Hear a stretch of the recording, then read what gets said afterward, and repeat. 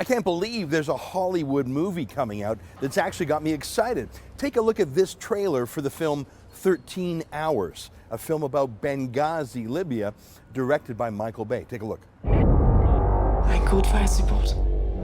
Never came. You're not giving orders anymore. You're in my world now. We have 36 American lives to save.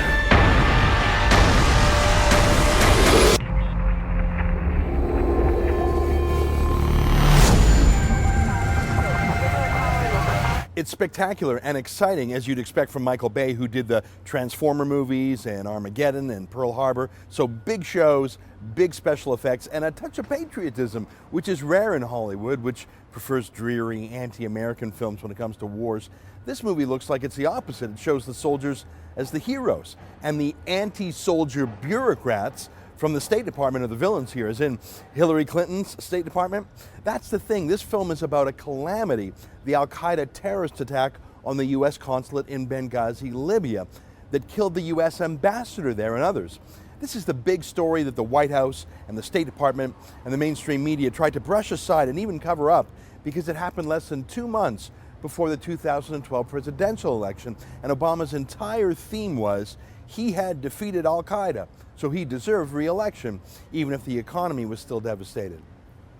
Well, that's where they all invented those weird lies that this attack wasn't a terrorist attack, it was just a bunch of Libyans who were upset about some obscure American YouTube video. It was so weird, but it was a full court press of lies. Remember this? This is a response to a hateful and offensive video. Sparked by this hateful video, sparked the recent violence, was the airing on the internet of a very hateful, very offensive video, reaction to this very offensive video that was disseminated. Even Obama himself went to the United Nations and lied about it and blamed this YouTube filmmaker and anyone who criticized Islam for causing the riots. Take a look. The future must not belong to those who slander the Prophet of Islam. So, in real life, you had the U.S. consulate in Libya under terrorist attack on the anniversary of 9/11. It was so symbolic. But Obama and Clinton and the Democrat-loving media couldn't accept that as a fact, since it would derail their whole election campaign. That's why they lied, saying it was basically a hostile movie review mob who didn't like some YouTube video, and so they had terrorist weapons as their form of film criticism. But it was also why the U.S. military was not allowed to come to the rescue of those at the consulate. Special forces were not sent in. There's a U.S. military base just across the Mediterranean Sea in Italy. They were told to stand down. In other words, Obama and Clinton didn't just lie about what happened in Benghazi. They refused to help Americans being slaughtered there because that would have acknowledged that there was a problem. And that couldn't be done until they were all safely reelected. Later on, when asked about her decision to lie about the attack and not send help, Clinton told Congress, really, who cares? The fact is, we had 4 dead Americans. Was it because of a protest, or was it because of guys out for a walk one night who decided they'd go kill some Americans? What difference at this point does it make? Benghazi wasn't just a massacre. It wasn't just a massacre that Obama and Clinton lied about. It was a massacre that they permitted, and they didn't stop. They put their political re-election first. That's why the word Benghazi and the whole subject has been ignored and downplayed and mocked so relentlessly by the mainstream media, which is all the reason why this, all the more reason why this Hollywood-style movie is just so incredible. I mean, not just because it looks like it'll deal with the subject from the sympathetic soldier's point of view, as opposed to Clinton's and Obama's lying point of view, but because this film was made at all.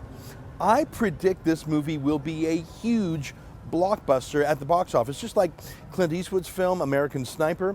That was a sympathetic portrayal of another real-life hero, Chris Kyle, a sniper in Iraq. It was a pro-soldier movie that made no bones about portraying terrorists as terrorists and cheering for the good guy who shot those terrorists.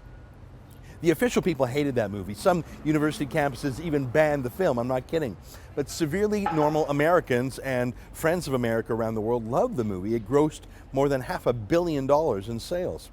It was a feast for the eyes too. Clint Eastwood knows how to make movies, but Michael Bay is in a whole different league, whole different kind of movie making. I can hardly wait to see this film myself, and I can hardly wait to see Hillary Clinton asked about it again and again, as millions of Americans who have been kept in the dark about Benghazi by the mainstream media learn about the facts from this film and wonder, whose side are journalists really on? Whose side is Clinton on?